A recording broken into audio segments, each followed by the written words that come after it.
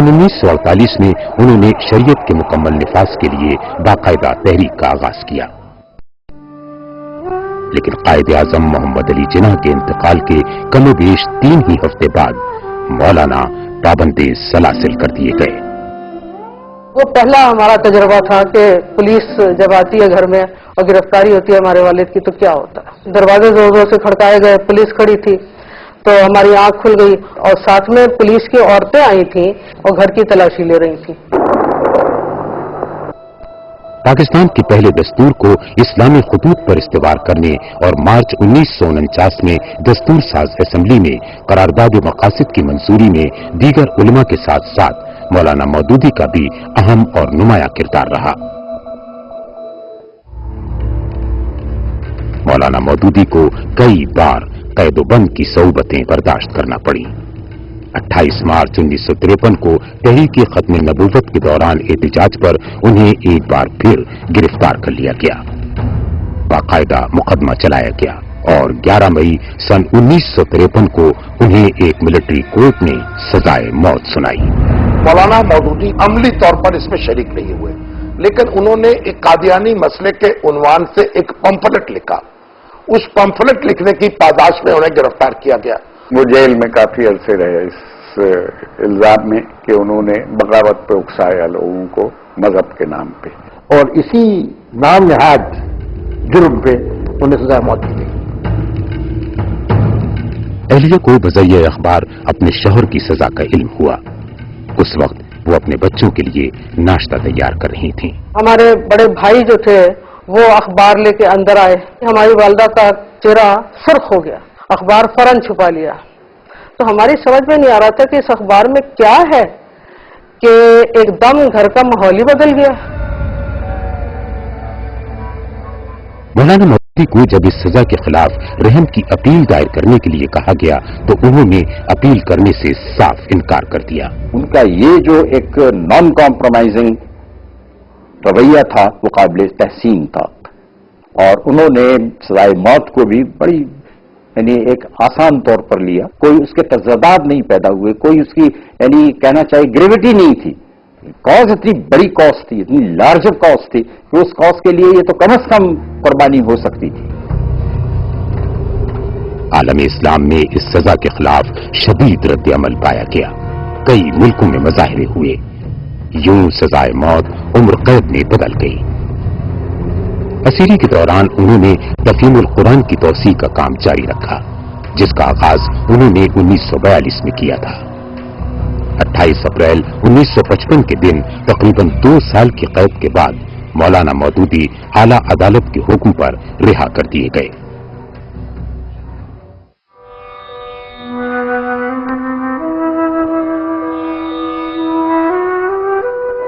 उनकी शख्सियत के कुछ दिलचस्प पहलू भी थे। कुछ का कहना है कि वो पान शौक से खाते थे। पान हमारे घर में पानदान हमेशा से मौजूद रहा है। हमारी वालदा पान बना के, और उनकी डिबिया थी पान की, उसमें वो रख देती थी। उसके साथ एक छोटा सा बटवा होता था जिसमें छालिया होती थी, जर्दा होता था, और वो पान वो हर वक्त उनके पास रहता था। जब वो अमेरिका पहली मतलब सफर के लिए गए तो मेरे ज़िम्मे ये काम हुआ, और उस बात को उन्होंने एक बड़े दिलचस्प फारसी के मिसरे से कहा कि अव्वली पुरसिश पान बूद, साजी ने कहा अव्वली पुरसिश नमाज बूद, तो उन्होंने कहा कि अव्वली पुरसिश पान बूद। तो मैंने पूरी कोशिश की कि उस 1.5 महीने के मुझे क़याम के दौरान हर हफ्ते उनको सप्लाई पान की मिलती रहे। मौलाना मौदूदी जनरल अय्यूब खान के नाफिज करदा आइन की सेकुलर साख्त के मुखालिफ थे। 25 अक्टूबर 1963 को इस सिलसिले में मौलाना मौदूदी की ज़ेर सदारत लाहौर में एक जलसा मुनक्किद किया गया।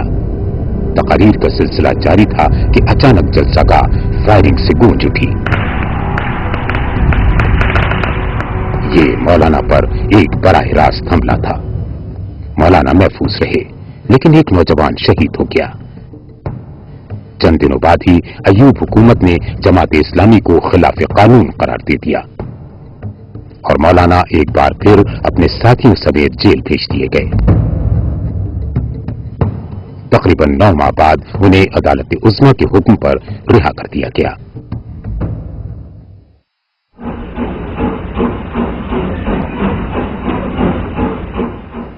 1964 के सदारती इंतखाबात में उन्होंने अयूब खान के मुकाबले में मोहतरमा फातिमा जिन्ना की हिमायत की और हिज़्ब इख्तिलाफ के इत्तेहाद को मुनज़्ज़म करने में कलीदी किरदार अदा किया।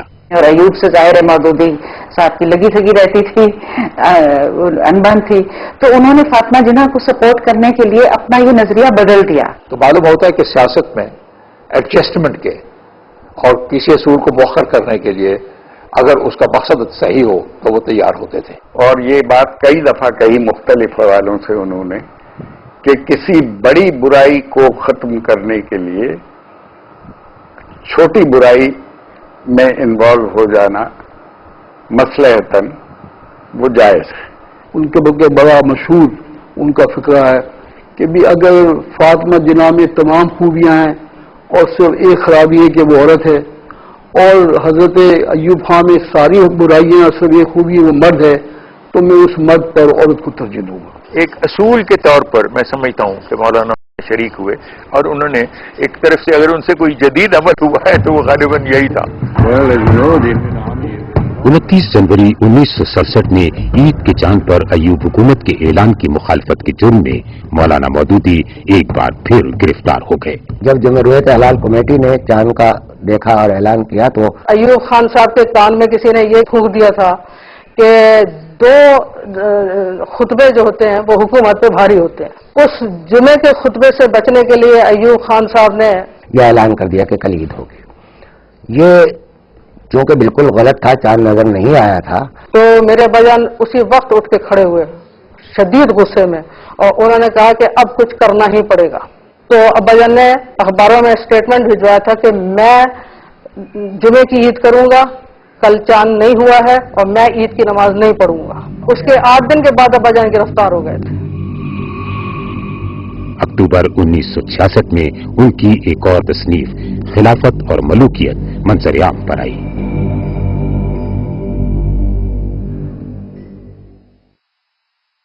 कहा जाता है कि किसी मुखालिफ की राय को सुनने और उसे बर्दाश्त करने के मामले में उन्हें हैरत अंगेज हद तक कमाल हासिल था।